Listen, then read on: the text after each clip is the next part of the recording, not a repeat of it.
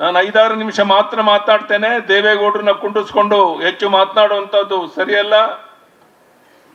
ಬಂಧುಗಳೇ, ಇಂದು ನಮ್ಮೆಲ್ಲರ ಆದರಣೀಯ ನಾಯಕ ಮಾಜಿ ಪ್ರಧಾನಮಂತ್ರಿ ಭಾರತ ರತ್ನ ಶ್ರೀ ಅಟಲ್ ಬಿಹಾರಿ ವಾಜಪೇಯಿ ಅವರ 100ನೇ ಜನ್ಮದಿನದಲ್ಲಿ ನಾವೆಲ್ಲ ಭಾಗವಹಿಸಿದ್ದೇವೆ.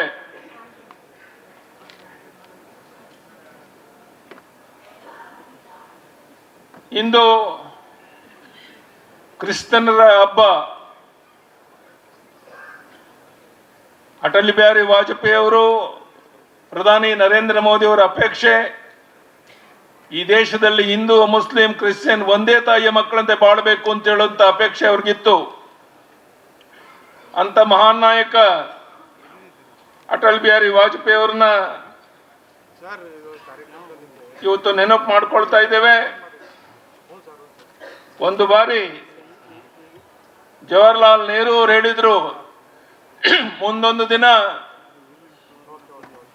ಅಟಲ್ ಬಿಹಾರಿ ವಾಜಪೇಯಿ ಅವರು ಈ ದೇಶದ ಪ್ರಧಾನಿ ಆಗ್ತಾರೆ ಅನ್ನೋ ಮಾತನ್ನು ಹೇಳಿದ್ರು. ಇವತ್ತು ಇಡೀ ವಿಶ್ವವೇ ಅಚ್ಚರಿಯಿಂದ ನೋಡ್ತಾ ಇರುವಂತ ನಮ್ಮ ಪ್ರಧಾನಿ ನರೇಂದ್ರ ಮೋದಿಜಿಯವರು ಯಾವ ಅಟಲ್ ಬಿಹಾರಿ ವಾಜಪೇಯಿ ಅವರು ಹಾಕಿಕೊಟ್ಟ ಮಾರ್ಗದರ್ಶನದಲ್ಲಿ ಈ ದೇಶವನ್ನ ಮುನ್ನಡೆಯತ್ತ ತಗೊಂಡೋಗ್ತಾ ಇರುವಂತಹದ್ದು ನಮ್ಮೆಲ್ಲರಿಗೂ ತುಂಬಾ ಆನಂದ ತರುವಂತ ಸಂಗತಿ. ಮಾಜಿ ಪ್ರಧಾನಿ ದೇವೇಗೌಡರು ಹೇಳಿದಂತೆ ಇಡೀ ವಿಶ್ವವೇ ಅಚ್ಚರಿಯಿಂದ ಭಾರತದ ಕಡೆ, ಪ್ರಧಾನಿ ನರೇಂದ್ರ ಮೋದಿಜಿಯವರ ಕಡೆ ನೋಡ್ತಿರುವಂತಹ ಸಂದರ್ಭದಲ್ಲಿ ನಾವೆಲ್ಲ ಅವರ ಪಕ್ಷದ ಕಾರ್ಯಕರ್ತರು, ಹಿತೈಷಿಗಳು ಅಂತ ಹೇಳುವಂತಹದ್ದು ಹೆಮ್ಮೆ ತರುವಂತ ಸಂಗತಿ. एक देश में 2 प्रधान 2 विधान 2 निशान नहीं चलेंगे ಅಂತ ಗುಡುಗದಂತ ಶ್ಯಾಮಾ ಪ್ರಸಾದ್ ಮುಖರ್ಜಿ ಅವರನ್ನ ನಾವಿಲ್ಲಿ ನೆನಪು ಮಾಡ್ಕೊಳ್ಬೇಕಾದಂತ ಒಂದು ಸಂದರ್ಭ. ವೈಯಕ್ತಿಕವಾಗಿ ಹೇಳಬೇಕು ಅಂತ ಹೇಳಿದ್ರೆ, ಅಟಲ್ಜಿಯವರು ನಮ್ಮೆಲ್ಲರ ಗುರುಗಳು.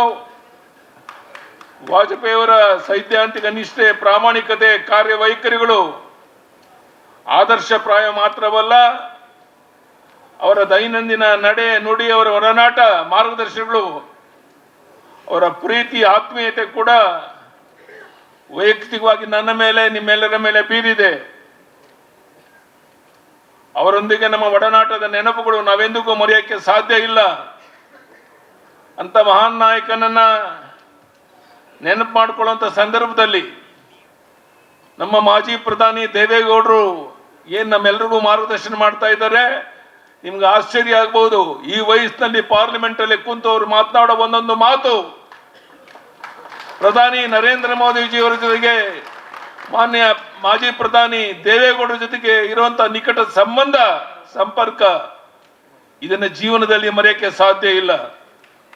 ಅಂತ ವ್ಯಕ್ತಿ ಡೆಲ್ಲಿನಲ್ಲಿ ಕಾರ್ಯಕ್ರಮ ಮುಗಿಸಲಿಕ್ಕೆ ಬಂದಿದ್ದಾರೆ ಅಂತ ಹೇಳಿದ್ರೆ, ಬಹುಶಃ ನಮ್ಮ ಎಲ್ರಿಗೂ ದೇವೇಗೌಡರಂತ ಒಬ್ಬ ವ್ಯಕ್ತಿ ಮಾರ್ಗದರ್ಶನ ಮಾಡಕ್ಕೆ ಸಿಕ್ಕಿರುವಂತ ನಮ್ಮ ಸೌಭಾಗ್ಯ.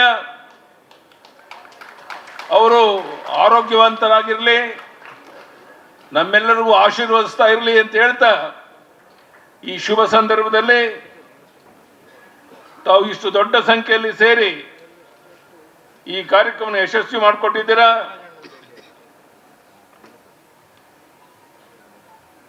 ಅಟಲ್ಜಿಯವರ ಪ್ರಾರಂಭ, ಜವಾಹರ್ಲಾಲ್ ನೆಹರು ಅವರ ಯುಗ, ಮಾಹಿತಿ ತಂತ್ರಜ್ಞಾನ, ದೂರ ಸಂಪರ್ಕ ಮತ್ತು ಸಂವಹನ ಜಗತ್ತಿನಲ್ಲಿ ಒಂದು ದೊಡ್ಡ ಜಿಗಿತವನ್ನು ಕಂಡಿತ್ತು.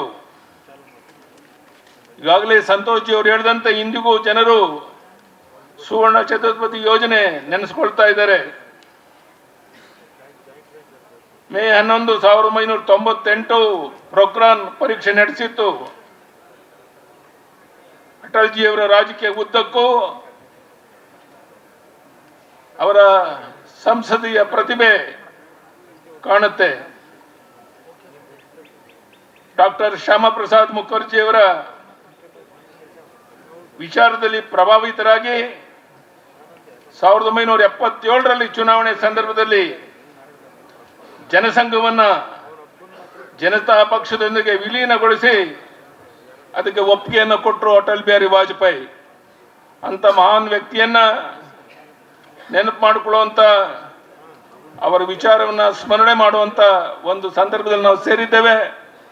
ನಾನು ಇಷ್ಟೇ ನಿಮ್ಗೆ ಹೇಳಕ್ಕೆ ಇಚ್ಛೆ ಪಡುವಂತಹದ್ದು, ಮಾನ್ಯ ಮಾಜಿ ಪ್ರಧಾನಿ ದೇವೇಗೌಡರ ಮಾರ್ಗದರ್ಶನ, ಹಾಲಿ ಪ್ರಧಾನಿ ನರೇಂದ್ರ ಮೋದಿಯವರು ಇಡೀ ಜಗತ್ತೇ ಮೆಚ್ಚಿರುವಂತಹ ಮಹಾನ್ ನಾಯಕರ ನೇತೃತ್ವ ಇಡೀ ವಿಶ್ವವೇ ಅಚ್ಚರಿಯಿಂದ ಭಾರತದ ಕಡೆ ನೋಡ್ತಾ ಇದೆ. ಬರುವಂತ ದಿವಸಗಳಲ್ಲಿ ಇಡೀ ವಿಶ್ವವೇ ಮೆಚ್ಚೋ ರೀತಿಯಲ್ಲಿ ಭಾರತವನ್ನು ಮುನ್ನಡೆಯತ್ತ ತಗೊಂಡೋಗ್ಬೇಕಾಗಿದೆ. ನಮ್ಮ ಮಾಜಿ ಪ್ರಧಾನಿ ದೇವೇಗೌಡರು ಹೇಳಿದಂತೆ ಈ ರೈತ ನೆಮ್ಮದಿಯಿಂದ ಇರಬೇಕು ಅಂತ ನೀರಾವರಿ ಯೋಜನೆಗೆ ಆದ್ಯತೆ ಸಿಗಬೇಕು.